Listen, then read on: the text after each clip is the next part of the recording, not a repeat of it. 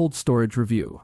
Grisly thrills and charming enough characters keep Liam Neeson and Joe Keery's tonal mishmash afloat. David Koepp has done everything from more grounded thrillers in the way of Panic Room and Black Bag to the imaginative blockbuster heights of the Jurassic Park and Indiana Jones franchises. However, for all the success has had on screen, Koepp has only twice branched out into novel writing and is now bringing one of them to life with Cold Storage. Combining some old-school alien horror with small-town comedy, Koepp's script doesn't take itself too seriously and moves quickly enough to keep viewers hooked on its story. But even as it delivers enough fun and appropriately grisly thrills to distract from the terrors of the real world, there are just enough elements holding this one back from being a full and kinetic jolt. Primarily led by Stranger Things Joe Keery Barbarians, Georgina Campbell, and Liam Neeson, Cold Storage centers on Travis T. Cake Meacham, a nighttime security worker at a Kansas self-storage facility, and Naomi Williams, his new coworker. As they get settled into what's expected to be a quiet night,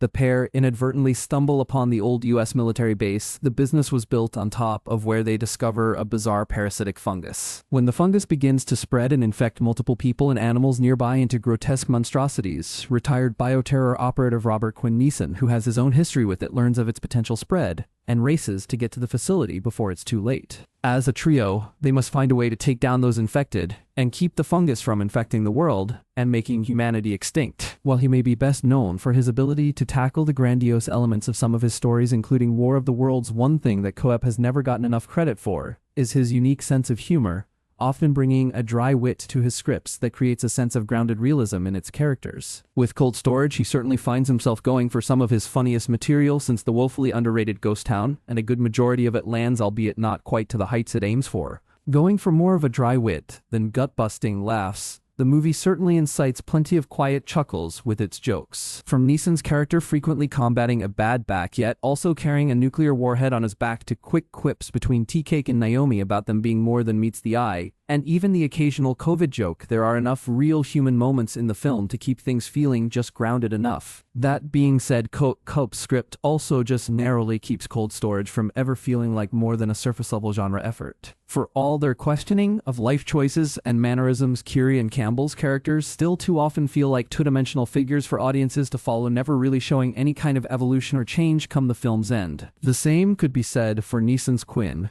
who essentially coasts on the action vet's grizzled persona. Even more impressive is the way he handles the movie's mix of old-school practical effects and visual effects for the infected. The other thing that so often keeps Cold Storage from feeling like a bona fide genre classic is director Johnny Campbell's approach to the material. When it comes to the horror elements of the film, Campbell, who has primarily worked in television for the past 20 years on everything from HBO's Westworld to Netflix's Dracula, proves himself the perfect choice, taking a uniquely intimate approach to showing how the infection spreads both within the body and a nearby area. Even more impressive is the way he handles the movie's mix of old-school practical effects and visual effects for said infected, making everything feel appropriately disgusting and visceral to watch. It doesn't get much more horrific than seeing a cat with green fungus coming out of a hole in its head, then ramming said head into an antenna before exploding into a cloud of guts and other forms of viscera.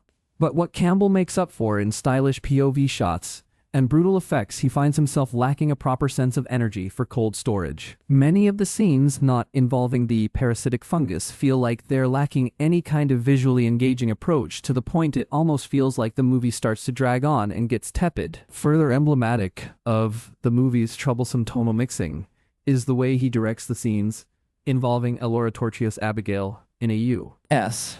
military situation room. Taking a handheld approach that mixes distance shots with close-ups, Campbell almost feels as though he's striving for something along the lines of Catherine Bigelow's A House of Dynamite, which just doesn't quite gel with the tongue-in-cheek horror tone the rest of the movie delivers. Despite many of its foibles, Cold Storage isn't entirely a wasted effort. Koepp's script is plenty humorous and delivers exactly what one expects from its genre trappings, even if also taking a touch too long to get to a bigger sense of tension with its 99-minute runtime. Neeson and Campbell are clearly having a blast with their characters, and Keery also delivers another fun, fast-talking character to please Stranger Things fans looking for their next fun watch. Cold Storage hits theaters on Friday.